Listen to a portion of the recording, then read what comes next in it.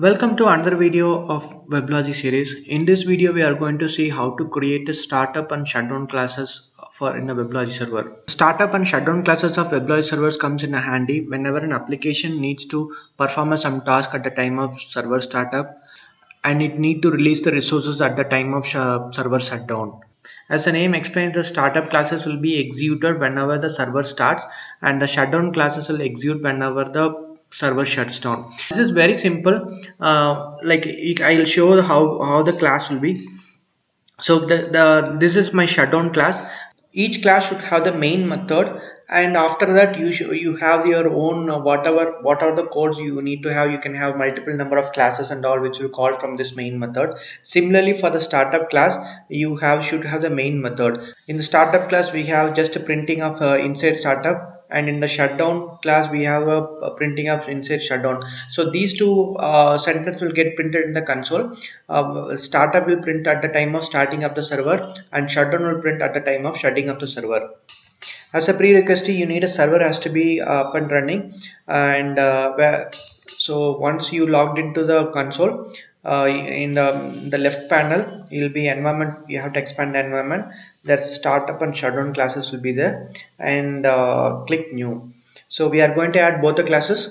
First add this startup class, and this is startup class 1, and my com dot, this is my startup class com dot 100 bytes of Weblogic startup. The full package name has to be given, and click next. And for which server you have to target, if it is a cluster, or it can be cluster if it have multiple managed servers or multiple managed servers. So, and if you target whichever the server is targeted, only execute this class. So in this case we have only admin server, and we are targeting for the admin server. And next we create a shutdown class. Click shutdown, next, and shutdown 1. Similarly, com.100 bytes at Weblogic 1 shutdown, and select the admin server as a target and click finish. So you can see here the type is what is the type and what is the class name, and the deployment order is like the order which has to be executed. If you have more than one startup classes, based on this deployment order, this get execute all the startup classes. Now we have created a startup class. We have to restart the server. While restarting the server, your jar file has to be in the path. I have set the class path for this startup.jar, where we have this both startup and shutdown classes are there in the packed in this jar. I have set this, and let me start the server. So this should print the start inside startup, where it is a part of a startup class.